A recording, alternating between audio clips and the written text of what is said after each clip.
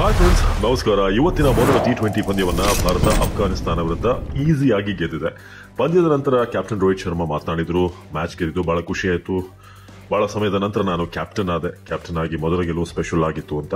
ಇದೇ ಸಂದರ್ಭದಲ್ಲಿ ಉಳಿದಂತ ಆಟಗಾರರು ಶಿವಮ್ ದುಬೆ, ರಿಂಕು ಸಿಂಗ್, ಬೌಲಿಂಗ್ ವಿಚಾರವಾಗಿ ಬಂದಾಗ ಅಕ್ಷರ್ ಪಟೇಲ್, ಮುಖೇಶ್ ಕುಮಾರ್ ಬಗ್ಗೆ ಕೂಡ ಅವರು ಮಾತನಾಡಿದ್ರು. ಬಹಳ ಮುಖ್ಯವಾಗಿ ಆ ರನ್ಔಟ್ ಬಗ್ಗೆ ಮುರಳಿ ಕಾರ್ತಿಕ್ ಅವರು ಕೇಳ್ತಾರೆ, ನೀವು ಸಾಮಾನ್ಯವಾಗಿ ಕೋಪ ಬರಲ್ಲ ನಿಮ್ಗೆ, ಬಟ್ ಇವತ್ತು ಔಟ್ ಆದ್ಮೇಲೆ ಸಿಕ್ಕಾಪಟ್ಟೆ ಕೋಪದಲ್ಲಿದ್ರಿ, ಏನಾಯ್ತು ಅಂತ.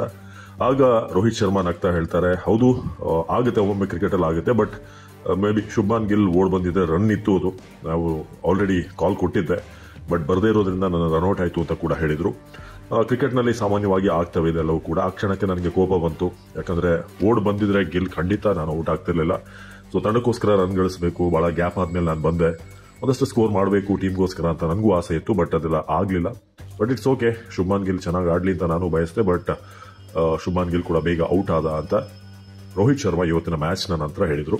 ಸೊ ಇದ್ರ ಬಗ್ಗೆ ಬಹಳ ಚರ್ಚೆ ಆಗ್ತಿದೆ. ರೋಹಿತ್ ಶರ್ಮಾ ಒಂದು ಒಳ್ಳೆ ಇನ್ನಿಂಗ್ಸ್ ಆಡಬೇಕು ಅಂತ ನಾವೆಲ್ಲರೂ ಕೂಡ ಕಾಯ್ತಿದ್ವಿ ಅಂತ ರೋಹಿತ್ ಫ್ಯಾನ್ಸ್ ಎಲ್ಲರೂ ಕೂಡ ಕಾಯ್ತಾ ಇದ್ರು, ಬಟ್ ಅದು ಆಗ್ಲಿಲ್ಲ. ಮೇ ಬಿ ಮುಂದಿನ ಪಂದ್ಯದಲ್ಲಿ ಕಿಂಗ್ ಕೂಡ ವಾಪಸ್ ಬರ್ತಾ ಇದ್ದಾರೆ. ಸೊ ಇಬ್ರು ಸೇರಿ ಒಂದು ದೊಡ್ಡ ಇನ್ನಿಂಗ್ಸ್ ಅನ್ನ ಆಡ್ತಾರೆ ಅನ್ನೋ ನಿರೀಕ್ಷೆ ಇದೆ. ಮೊದಲು ಟಾಸ್ ಗೆದ್ದು ಬ್ಯಾಟಿಂಗ್ ಮಾಡಿ ಗುರು ಅಂತ ಎಲ್ಲರೂ ಕೂಡ ಫ್ಯಾನ್ಸ್ ಹೇಳ್ತಿದ್ದಾರೆ. ಸೊ ನೀವೇನಂತೀರಾ? ಈ ವಿಡಿಯೋ ಬಗ್ಗೆ ಮಿಸ್ ಮಾಡದೆ ಕಮೆಂಟ್ ಮಾಡಿ.